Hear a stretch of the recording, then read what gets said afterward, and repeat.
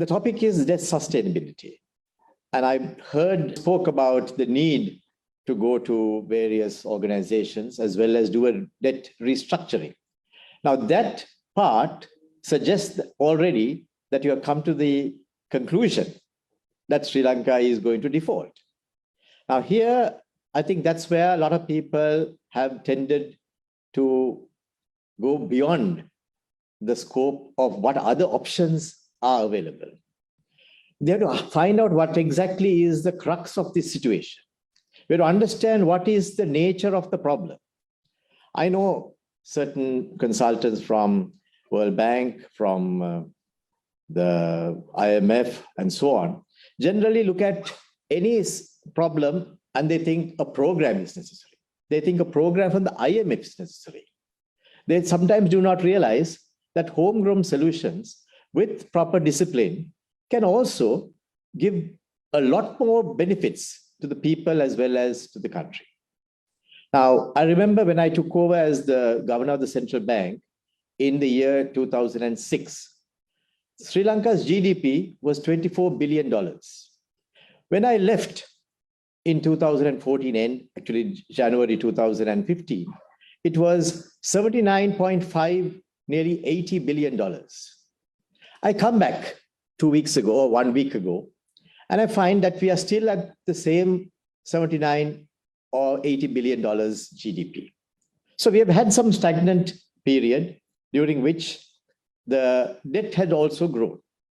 The debt, particularly the international sovereign bonds, which was $5 billion in 2014, has now grown to around $13 billion by 2020. That is after $2 billion was repaid last year. Now, what does that show? Where is the situation? What is the real issue that we need to address? I know the IMF was there in the last 5 years where they had a program. But even with such a program, I think they did not recognize that there was an increase in the ISBs that was causing some vulnerability. Now, that is one of the main reasons that various people from around the world are beginning to suggest that Sri Lanka will be in this debt crisis and that we cannot manage it, that we will fall into trouble. Sri Lanka will have to go in for a debt restructuring, that we will need debt reprogramming, we'll need teams to come from various other countries to come and help us. Now, I think the most important factor they have forgotten. They've forgotten the fact that here is a situation that we need to address. And I think some of them who predicted that Sri Lanka would default in 2020, when they found that we didn't default, they postponed that default date to 2021. And when they realized that 2021 is also managed by the Sri Lankan authorities, now they have postponed it to 2022. Probably they will postpone it to 2023, hoping that someday something would occur that would not allow Sri Lanka to pay the debt. Now, I want to be very clear today. I want to make it extremely clear to every single person, we will manage this debt. We will not need to do a restructuring. We will pay all the creditors on time, like what we have done so far. Now, how are we going to do it? That is the question that may be in the minds of so many people. Now, the most important part in our view is to ensure that the vulnerability part of our equation is addressed in the next few months and in the next 1 year. Now, that is the important part. Now, how are we going to address the issue of repayment of the debt while also maintaining a certain level of reserves, as well as ensuring that the cash flows will occur within our country so that we can comfortably repay the debt? Now, there, what we would be engaging in is to ensure that we would have non-debt inflows coming into the country.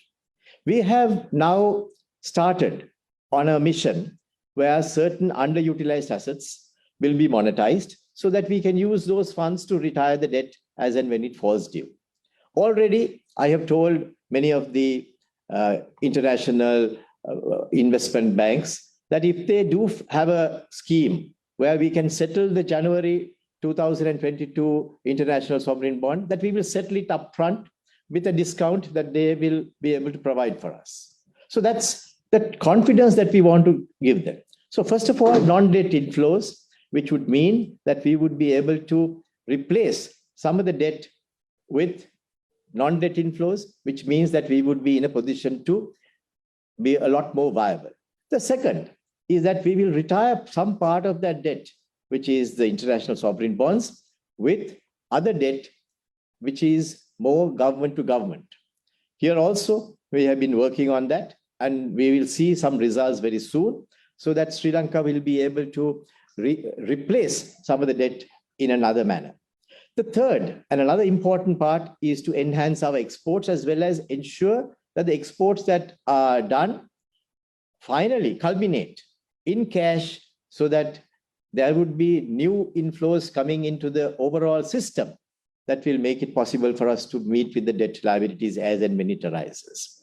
Now, that is also being pursued very carefully. We have set up a task force under the finance minister who is going through each of these areas to ensure that these would be tackled and the new funds will come in. The fourth and another most important area is to see that country can open out for tourism, because tourism is another area which is $4.5 billion industry. And if those monies start coming in, at least a part of it right now, that would help us to manage the debt as well as the foreign inflows much easier.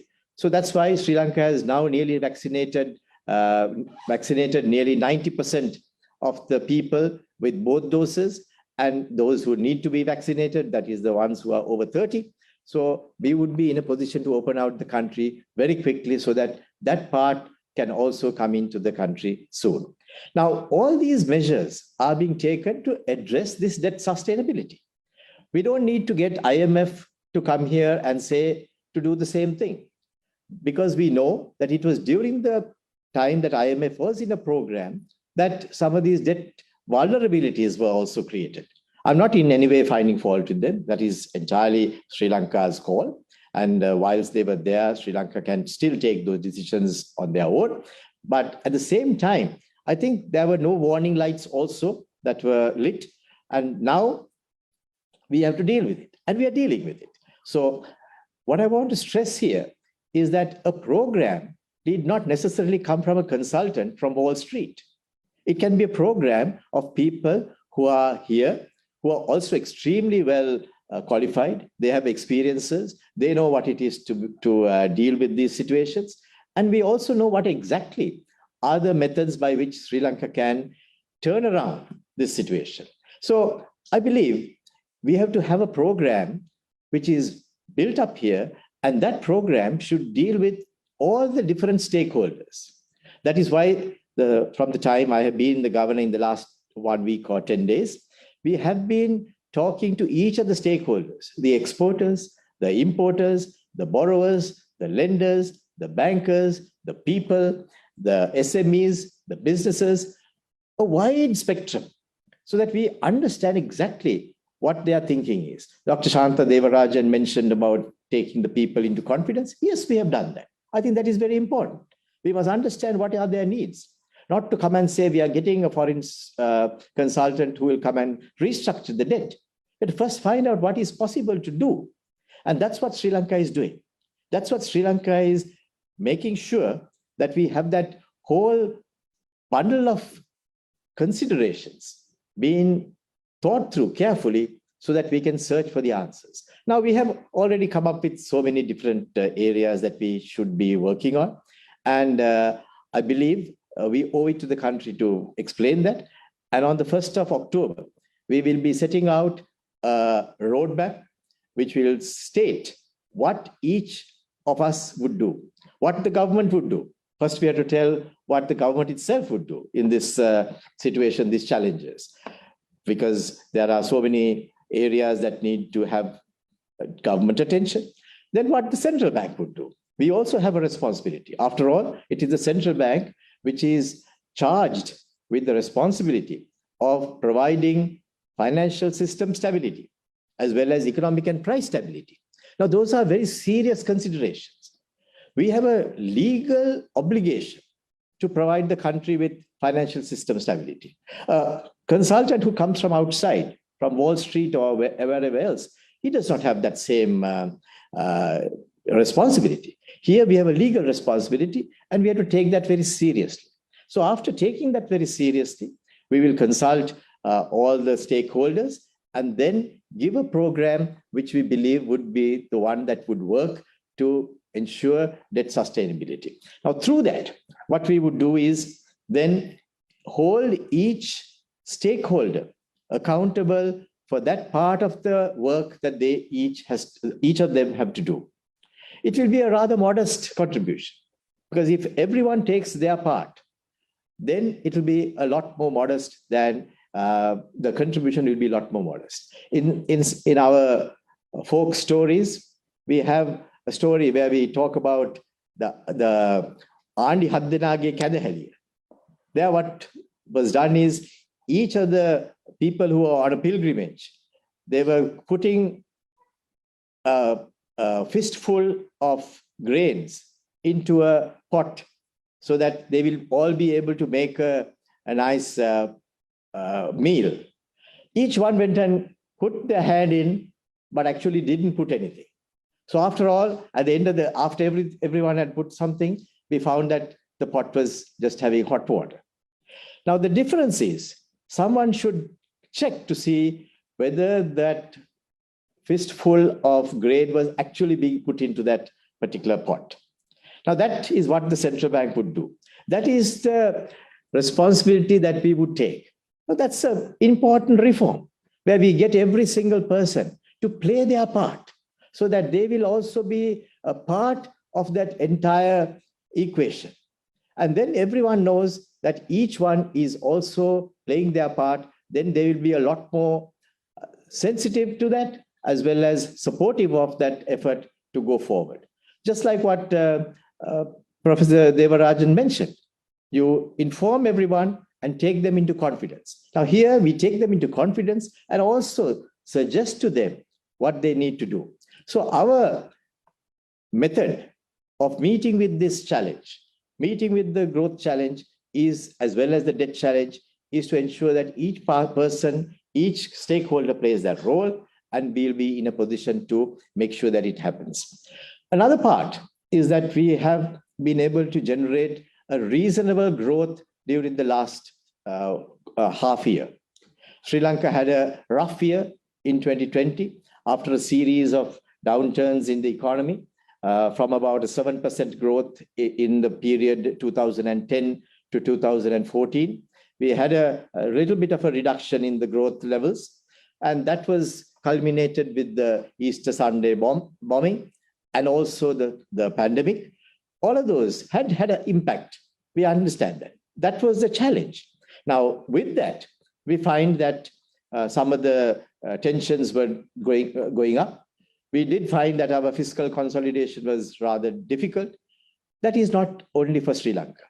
Every single country went through that difficult period, where with the pandemic, all countries had to go through that pain of fiscal numbers going up. We went through that ourselves, but we have committed ourselves to making sure that that would be reduced as time goes on. Now, there are two ways of doing that. One is to grow the economy. If you don't grow the economy, then what happens is all these numbers, when expressed as a percentage of the GDP of the country, become quite vulnerable. So that is why growth is very important. This year, so far in the first half year, Sri Lanka has recorded a growth of 8%. Now that, as we all know, is on a low base, but still tells us that we are not in recession. Tells us that we are not in recession. Tells us that we are on a growth momentum and a growth path. Now that is another important recognition for us to all understand. If you are in a growth, if you have a growth momentum and there is potential for further growth with new areas opening out, particularly that of the tourism, I believe we would be in a position to get back to normalcy as quickly as possible. Many countries, after a debacle, start growing even faster than what they had. So if we can reach that point of time, we would be in a position to ensure that Sri Lanka can grow faster And that would also be a very important facet of our entire scheme of understanding how we are going to deal with this. The ISPs will fall quite considerably. By the end of 2022, the amount of ISPs that are outstanding would fall from $13 billion to $11.5 billion. And if the economy has also grown by another $3 to $4 billion at least, then the percentage shrinks even more, and that would mean that we would be in a better position to deal with that. Many of the other instruments like Sri Lanka development bonds, we are in a position to, I'm giving these details so that people who have apprehensions will be comforted. Almost all those SLDBs, we would be in a position to roll over. And with that, although we do have amount of Sri Lankan debt, which has increased as a result of the pandemic and some income sources drying up, particularly the taxes during that period, we are confident that that too will be addressed with a gentle increase in the interest rates, which has already occurred.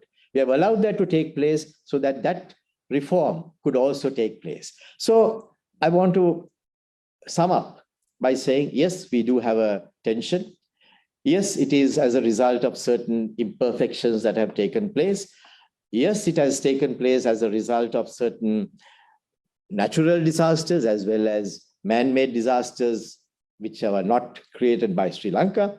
So that meant we would have to take some stern, careful measures after thinking through.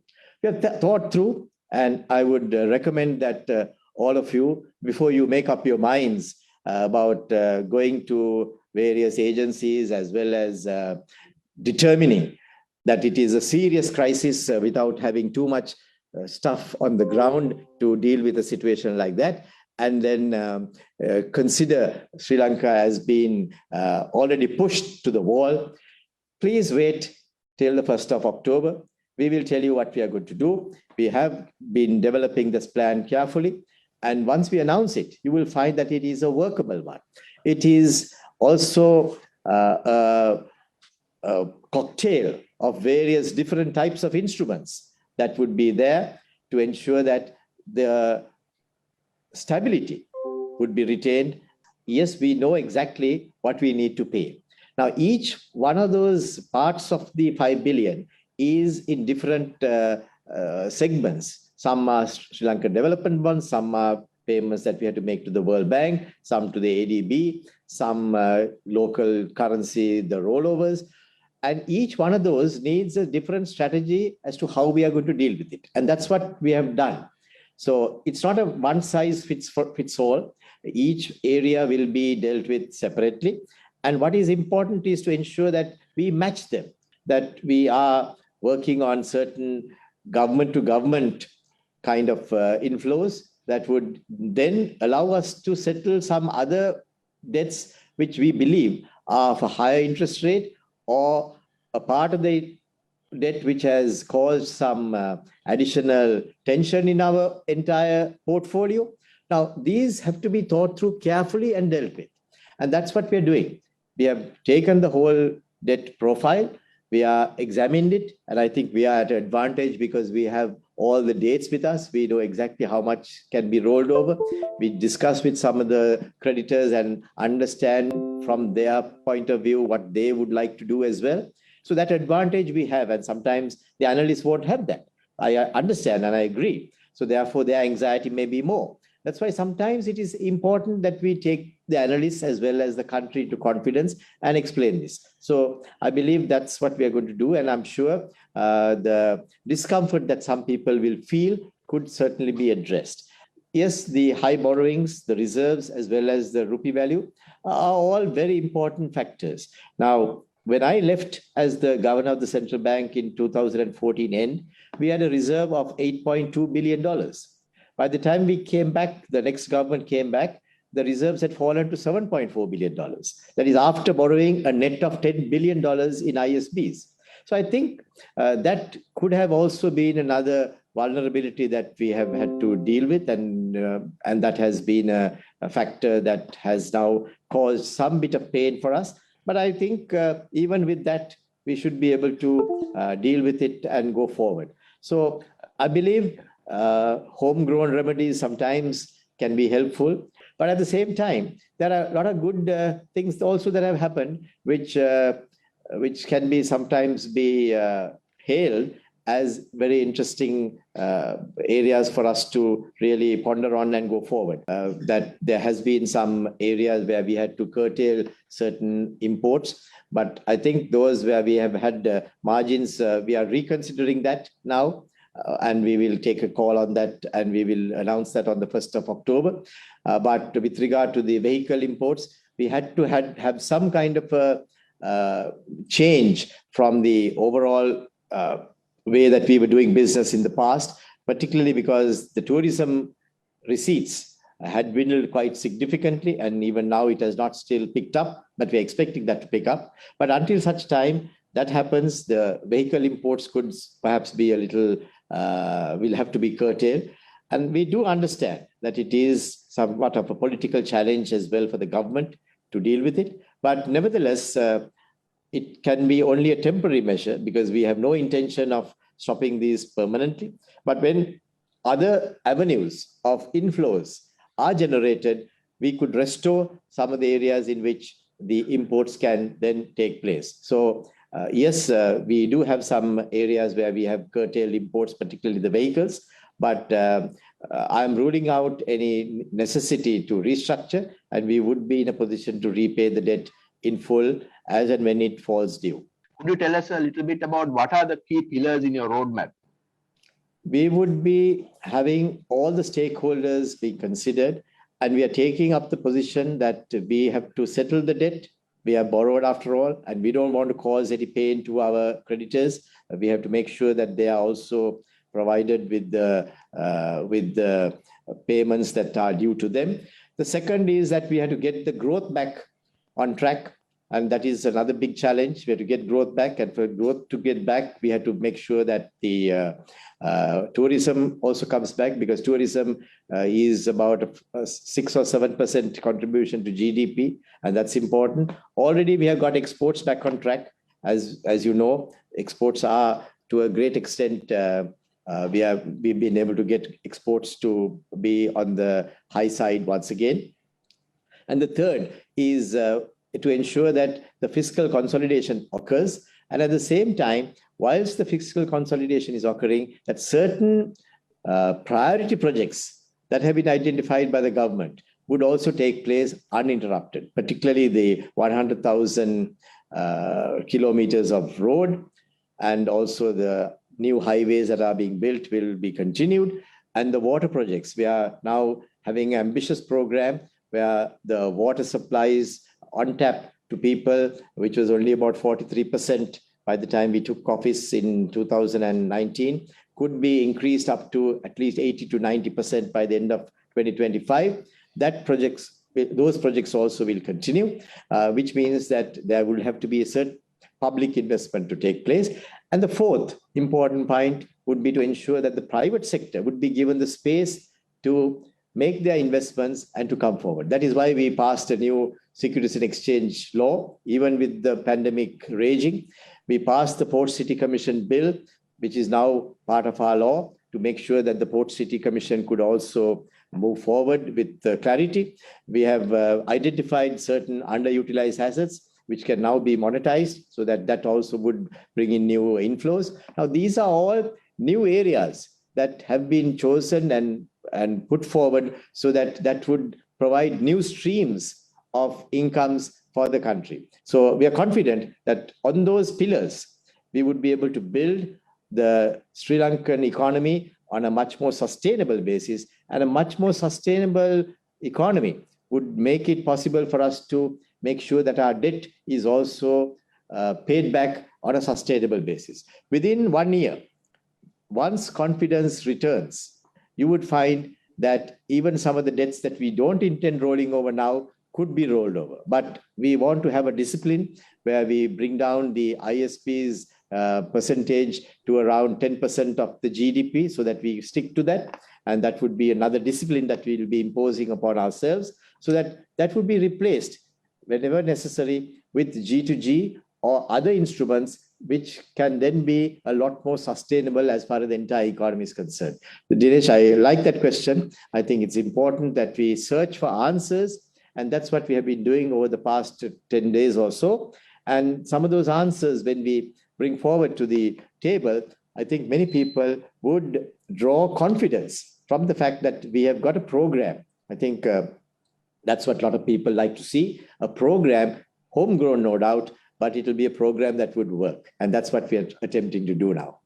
And I had a very interesting meeting with the key exporters of this country yesterday, and many of them assured us that they had been, to some extent, holding it in their accounts, mainly because they had some concerns. But once they know that we have a plan that would ensure that all those exports could be brought back and converted, but and at any time when they want, they would have the comfort of accessing funds, that their need to hold on to it will be not there any longer, and they would then be converting. The second is about the imports. Yes, imports had been curtailed in certain areas, but I'm not a great fan of that policy.